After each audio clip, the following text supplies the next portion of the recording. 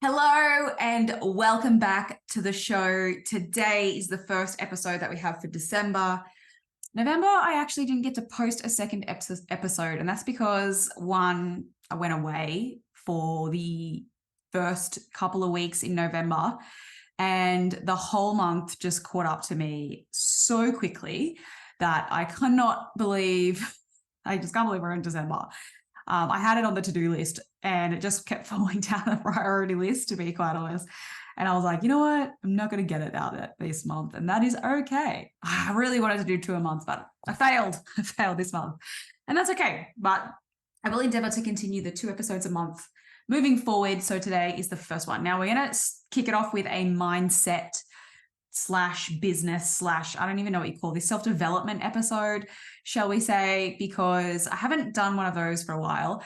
And I wanted to talk about something in particular, being that it's the end of the year and 2024 rolls in and everybody starts to get super excited about what they're going to do for the year and their goals, maybe if they've thought about new things that they might like to pursue. And if you are going to be in that mindset, I would really like you to consider this, because this is actually something that comes up a lot inside the mentorship program, and it's either in relation to women's health in terms of the content and helping clients, or it's in relation to switching careers, and whether that's a job position or whether it's like kicking off with their own business or something like that. So I want to talk about it. We're going to be talking about what it means to invest now, in a sense of bringing about some sort of return on investment in the future, or what that might look like, because realistically, it does not happen straight away. And sometimes this can be the barrier for people moving forward.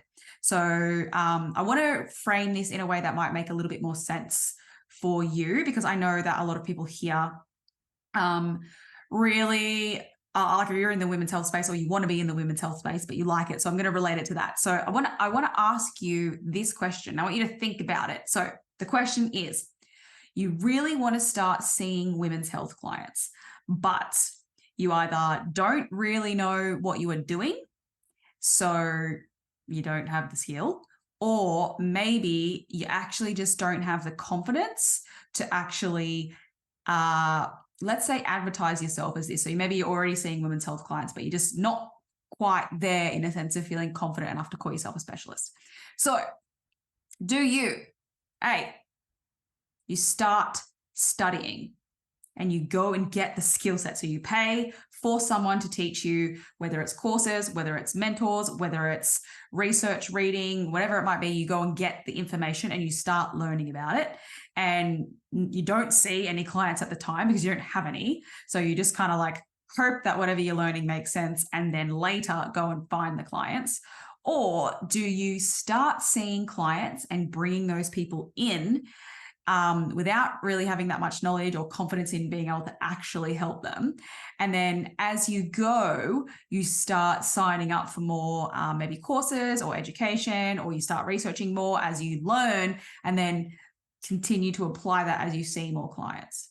So I want you to think about what you would do and what would feel like it resonates with you, because I think you'll probably navigate towards one more than the other. Now, me personally, I'm going to tell you what I did, because I was fairly lucky, I guess, in a sense that I was a personal trainer prior to completing my exercise physiology degree. And this was because I actually did it online through TAFE. At the same time, I was doing exercise physiology. So I was studying both at the same time. And I got my first job as a personal trainer at a women's gym. Actually, I forget that I did that sometime, but I worked at like a women's health gym and I just did floor monitoring, basically. That was it. I didn't really get to do anything. But then I decided to go out on my own, and I did personal training at the gym that I was going to. And to be quite honest, I really didn't know what I was doing as a PT with one-on-one. Like, I could monitor people on the equipment at the group class. Like, they were just kind of like going around the circuit, like a Contours gym or Fernwood, or I don't really know what they do at Fernwood but Contours. I think they do like the circuit stations, and they just move and you just go, make sure you're doing your lat pull down correctly, and you don't really do any actual training, but you just supervise.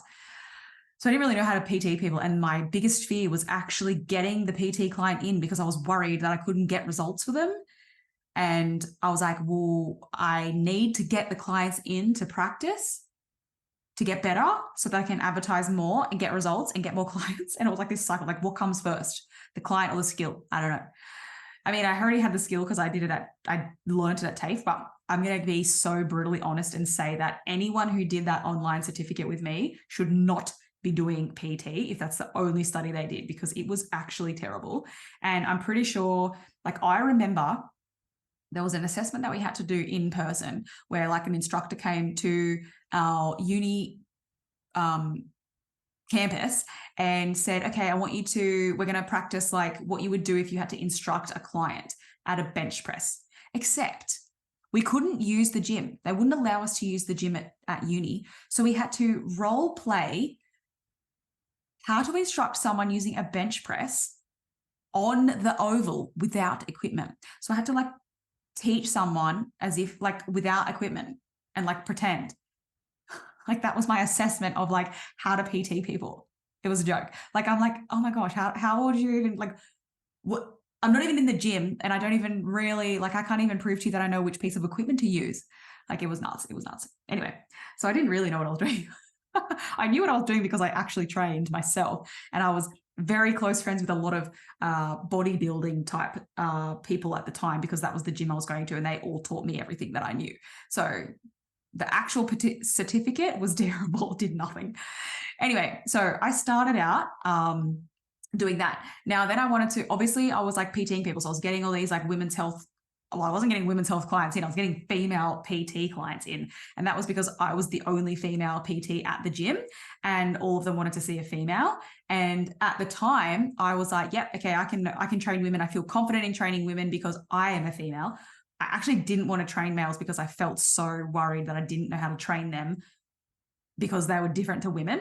And like, I guess that's kind of a bit weird when I think about it now, but I could have just, like, they didn't want to do glutes. They wanted to do biceps and bench press. And I was like, I don't really want to train these people. I don't feel confident. So I just didn't help them. Eventually I started helping them for like rehab purposes, but not until I was much more skilled. Anyway, so I had all of these like women PT clients, and I really wanted to like, you know, I was finishing off my EP degree and I really wanted to get into women's health, but like I didn't really know that much about it other than the fact that I was keen to learn. So basically what I did was I learned as I went and practiced on my clients that I already had. So I was like researching, going to conferences, doing everything I could possibly do to find information on women's health. And then I would ask my clients that were seeing me for PT, like, hey, do you have like pelvic floor problems? Or like, oh, you're postnatal, like how was your recovery? Like, do you feel like you can use your core? And like I'd basically ask them and they were like, oh yeah, actually I do. And I said, hey, I'm learning about this. I don't really know a lot about it, but I'm sort of practicing. Do you want to do some stuff and see if it helps? And they were like, yeah, sure, no worries, let's do it. So I was like super lucky in the fact that I had access to female clients who were happy to work with me on their health, knowing I was actually learning, even though they weren't seeing me for that. So I wasn't really like advertising, hey, I can help you with your pelvic health, or I can help you with your menopause symptoms, or I can bone density, or I can help you with your C-section recovery. And then those people would come into me and I didn't really know what I was doing, and then felt like, oh my gosh, I don't know how to help them. And now they're paying me money and I don't know how to get them results. I was really lucky. So I didn't have to do that. I was like using a skill set that I already had with like a little bit of knowledge around other things to build like a clientele that I guess was more like I guess it was more like I was building more like women's health clientele by practicing on the people that weren't women's health specific clients. Like I don't really know if I think that's the best way I can explain it. But I know that there's a lot of you here who like have women's health, maybe training clients. Maybe you don't see them for women's health problems, but you train women and you're wanting to get into more women's health stuff. So this is how I did it. So, I mean, maybe you fall into that category when I asked you that question earlier. And if you're not, if you have no access, like to women's health, then you're not going to probably be able to do that. It's a little bit hard, but let's pitch this as a like if you are that person that doesn't have access to female clients where you can like ask them about whether you'd like to try learning and helping them with something else. Then let's put this into a different, like I want to frame this differently for you. Let's just say that now I'm in women's health, I'm doing all this stuff and I want to switch careers, and I'm looking at maybe transferring into neuro rehab, for example. And I don't know anything about that. I wouldn't even really know where to start, to be quite honest with you. I could probably do a little bit and read up a little bit quickly and help, but there's no way that I would be able to like get those clients in now and learn as I go and then actually help them with any success. I would not feel confident doing that. There's no way. I would have to go out and invest in education. I'd have to like spend time learning, and then I'd have to like probably practice that for a while, and maybe then I could start advertising to help these people, and I probably would feel guilty charging them money for a while because I don't feel confident in the skills. So it would be hard. It would be really hard. And if I'm working for myself. If I'm in someone else's business, I guess it's a little bit different. You have like co-workers that can help you. Maybe that the business is advertising all of these for you, and like you kind of like your own reputation isn't at risk, I guess. It is like it should be, because you should be working on your own reputation. But it is probably a little bit different as like if you're working in like a physio clinic or an exercise physiologist specific space. It's probably a little bit easier to get those clients into practice as you go. But if you work for yourself, it's incredibly difficult. Unless you're really gutsy and you can just go do it.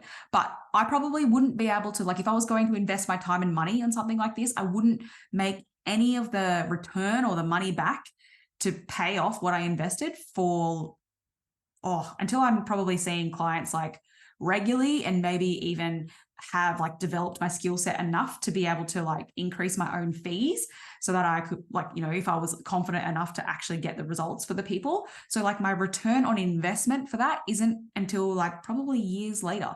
So like that's just how it works when it comes to this. And I guess what I'm trying to say here is that you just don't get the benefits from investing like time and money or commitment into that particular field, whatever it is that you're working on, whether it's education-based, whether it's maybe moving into your own business and you need business advice. Maybe it's like relationships. It could be relationships. It's anything that you're investing your time and money in. Hopefully your new relationship's not costing you a lot of money, but it could be. And the return on these investments doesn't always have to also be like, it could be anything. You could have, the return could be being able to charge more money for your service if you work for yourself, so increasing your own fees. It could be even getting paid more of a higher salary. So I know a lot of you are working within other people's businesses and you want to get paid more, but you have to be able to prove to someone that you have a skill set that is going to bring more business into that business for them to warrant paying you more money. I think this is where some people that aren't really in business don't see that. They just think like, I've been here for 5 years, I want to get paid more. But if you don't have a good reputation or a skill set that is going to bring more business, that person can't actually probably afford to pay you more money. So you have to think about it like that. So that could be your return on investment is a higher salary. The other one could be actually having more satisfaction in your career, because you actually now work at a place that you love. You have a career pathway that you love. You really love the work that you do. So it doesn't always have to be a financial reward on investment if that's something that doesn't bother you. Now, whether your investment is actually time and commitment to like studying and learning, or it's financial, like you won't know if it actually does pay off until you go down that track where you've actioned the things to move you closer there and keep practicing, becoming confident in that area. It's like, it's a little bit of a, you have to really think about, I guess, the long-term vision of what I do now is not really going to see much return until later, but I have to actually do something now to do that. So I hope this makes sense. I wanted to actually share this particular information with you because I know that a lot of you who listen really want to be doing more women's health. Like you want to be doing more in the women's health space. Maybe you don't currently see women's health clients in particular, but you want to. But you also don't really want to advertise that you can help these women because you don't have the skill set. So like, where do you actually start? If this is you're listening to this going, oh my gosh, you're in my brain, then you need to go out and get the skills in some way. You need to go learn the skills to get the clients in so that you can continue to develop these skills and refine them, build the confidence, and then it's only then that you're probably going to feel like you can actually either advertise it, ask for more money, feel satisfied in your work, and have that return on whatever you invested in doing that. So it's really important. This is something that I want to, like, this is what I do in the mentorship.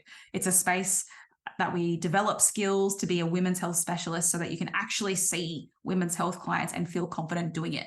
At the very beginning of the mentorship, one of the questions in the application form is like, do you actually currently see women's health clients? Because 50% of them do, and they're just still feeling a little bit like a fraud, or they're not confident in their skills, or they still feel like something's missing. 50% of them are like, don't see any women's health clients. Is this actually going to be a problem? Because I'm not going to be able to practice the content. And either way, it is not a problem, but it's really common. And I think it's really important that if you haven't heard this perspective before, it might help you make those decisions. So it's actually been so rewarding for me to be part of like the career journey of like what I've had 21 people have actually been through the mentorship now. And I really hope to be able to continue that, because I really feel like actioning towards your goals and moving there and having the confidence to do that is so hard. And sometimes you just need a little help. And like, I am quite good at that. I love the self-development, the skill development. I love it all. So I'm excited for what 2024 is about and continuing on. But if you are actually wanting to be part of the mentorship, the applications are currently open only for the waitlist at the moment. So if you're on the waitlist, then you can check your emails, because there's been emails going out about applying for this. If those 10 spots don't fill within the waitlist time, by the end of the week, I will open up the application process to anyone else who might be interested in, because I know that there's quite a lot of new people here that might not have had time to join the waitlist. If you're not on the waitlist, and you have heard this now and you are like dying to get in, send me an email over anyway, and I will see what I can do. But yeah, it's super exciting, because this format this year, well, for next year, 2024, is actually a 12-month program. And this is because I've seen a common theme in both the previous intakes, where the first 6 months, like, they're learning. And if you haven't seen any women's health clients, you're not really going to be able to start seeing real clients until towards the midway through the program, if not the end of the 6 months. Maybe your boss then starts to like bring those women's health clients in, or you're starting to see some of them, or maybe you work for yourself and you're advertising that you can help, and then you get to start practicing them. So it's not until like the 6 months after the program that you're actually implementing these skills regularly enough. That's when you really need help. Like, you've learnt the theory, you understand what you're supposed to do, but then you go do it and you're like, oh my gosh, this is hard. Or you've got these really other clinical population clients or complex clients where you're like, I don't know what the heck I'm doing and I need some help. And that's what the 6 months after is for. We do monthly group calls where we check in and we troubleshoot your own clients, or I'll present more case studies to like more exposure to clients and being able to apply this. And we also have the community support group where you can just ask questions pretty much 24/7 and we'll answer and share ideas. So yeah, I'm really, really excited. It's going to be like a whole year of mentorship, which sounds like a really long time, but honestly, the mentorship that just finished, like, we kicked off in March, and like, we were still going up until last week, and like, I think they could have all kept going. And I mean, I think they loved it. Like, the continual support was actually so valuable. So we've decided to, like, I just added that in for them because we didn't quite get through the exercise workshopping. So we just kept going. But this year it's going to be a part of it next year. So it's part of the actual whole format of the program. So be prepared if you're joining the mentorship and you've applied and you get in, be prepared for a year of greatness. So yeah. Anyway, enough about that. Before I actually finish this episode, being that it's like the last one of the year and it's a mindset-based episode, I want you to just have a think about what steps that you personally might need to take to move forward in the direction of your goals, whatever that is: personal, business, professional, career, relationships. I don't know. I usually refer to this in either personal development or business or skill set. So if you're not falling into that category, I'm not really sure why you're listening. But your goal, think about your goal. If it requires the time or the commitment or even a financial investment, and you're questioning that, you're like, should I do this? Shouldn't I do this? Have a little think about what I have spoken about today and see if you can reframe your investment now as a return in whatever form that you might like to have, whether it's financial or career satisfaction, it's going to be in the future. Try and reframe that. Your investment now, you're not going to see that until the future, and it's okay and it's normal. So don't be scared. Just jump in and do it, because life is too short and another year is going to roll around and the end of 2024 is going to be here, and you're going to be like thinking about that same goal that you're trying to do because you just didn't invest your time or your money, whatever it is now. So yeah, I hope this podcast has landed for you in a way that is actually serving and helpful for you and motivating, because sometimes we need that. But share it with someone who you also think might need to hear this. It's a great time of year to be thinking about stuff like this, or at least having that set in before you start off the new year. And once again, thank you so much for being here, a part of my community. It actually does mean a lot. I know I talk to my microphone here in my room, hoping that you get a lot out of this. But I do appreciate every one of you that listen. So thank you for helping me, reach my goals, which are on the way. Anyway, wherever you are, have a fabulous, fabulous day, and I will catch you in the next one. Bye.